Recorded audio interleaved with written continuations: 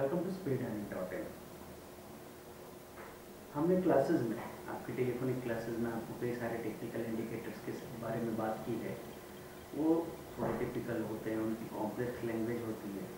तो technical analysis एक साथ लोगों को आकर्षित बहुत करता है, क्योंकि वैसे भारी भरकम शब्द बोलने में बड़ा मजा आता है, साइंटिफिक वर्ड्स, और परेशान भी बहुत करता है क्योंकि बहुत कंफ्यूज हो जाते हैं लोग। एक्चुअली जैसे फिजिक्स, केमिस्ट्री और मैथ्स जैसे साइंटिफिक सब्जेक्ट्स होते हैं, वैसे टेक्निकल एनालिसिस एक साइंस है, लेकिन ये ऑब्जर्वेशन का साइंस है, ये सेंटिमेंट पे बेस्ड है। तो इसमें कई तरह की नई नई थ्योरीज, नई नई चीज़ें बनती रही, और बाज़ार में जब भी बड़े बड़े दौर आए मंदी के, तो उसमें से आधी से ज़्यादा जो थ्योरीज है वो धुल गई समय के साथ। जो really time tested and tried techniques थी वो जिंदा रही, और उनके बारे में हमने आपको बहुत सिंप्लीफाइड तरीके से टेलीफोनिक क्लासेस में बात की है। वो इतने अच्छे तरीके से आप समझ सकते हैं कि आप कभी भी उनको लेके कंफ्यूज नहीं होंगे।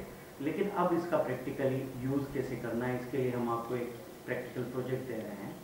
तो आपको ये चीज़ करनी है, किसी भी इंटरेक्टिव चार्ट वाली साइट आपको मिलती है, उसमें आप चाहेंगे, सपोज मनी कंट्रोल में गए, वे टू वेल्थ में गए, या किसी ब्रोकर की साइट है इंडिया बुल्स जैसे, उसमें गए, या nacindia.com पे गए, वहाँ पे आपको चार्ट्स मिल रहे हैं। तो चार्ट्स में जाके और आगे क्या होगा और कैसे मैं समझूंगा, इसको जानने के लिए ज़रूरी है कि आप 3 मंथ और 1 ईयर के चार्ट में जाएं। हो सके तो 5 ईयर्स या मैक्स चार्ट पे भी जा सकते हैं, क्योंकि देख लेने में कोई बुराई नहीं है। कुछ ज़्यादा जान लिया तो समस्या नहीं आएगी, नहीं जाना, नहीं समझा तो शायद परेशानी आ सकती है। तो मेनली मैं कहूँगा, अगर समय कम है तो 3 मंथ और 1 ईयर तो करना ही है।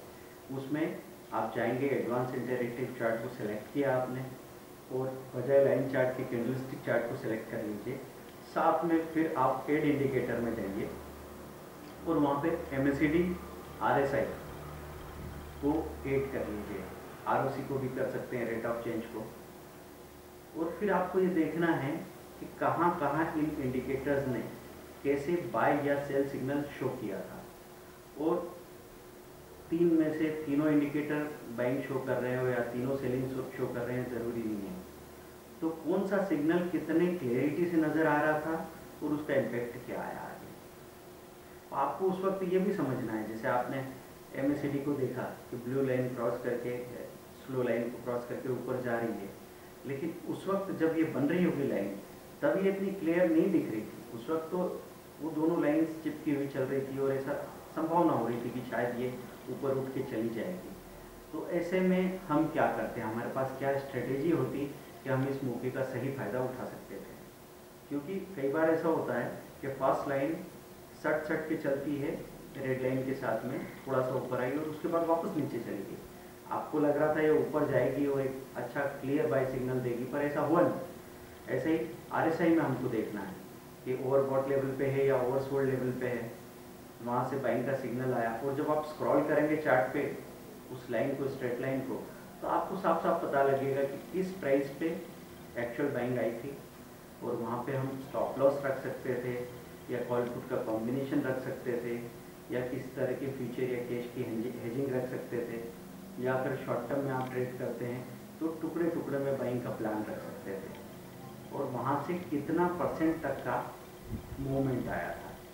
ये चीज़ देखने से आपको इन इंडिकेटर्स की यूज़ करने का एक सिंपल कॉमन सेंस समझ में आएगा। जितना आप ऑब्जर्व करेंगे उतना ही ज़्यादा समझ में आएगा। लेकिन एक बात का ध्यान रखिएगा कि जब आप किसी चीज़ को शुरू में समझने लगते हैं, तो हो सकता है 3 दिन में तो आपको ऐसा लगे कि अरे ठीक है, आ गया समझ में।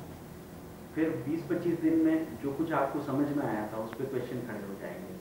फिर आपको लगेगा पता नहीं लग रहा है, पता नहीं क्या हो रहा है, मैंने जो समझा था वो चीज़ तो उल्टी जा रही है। और फिर 4 से 6 महीने के अंदर वो चीज़ एकदम क्लियर होने लग जाती है।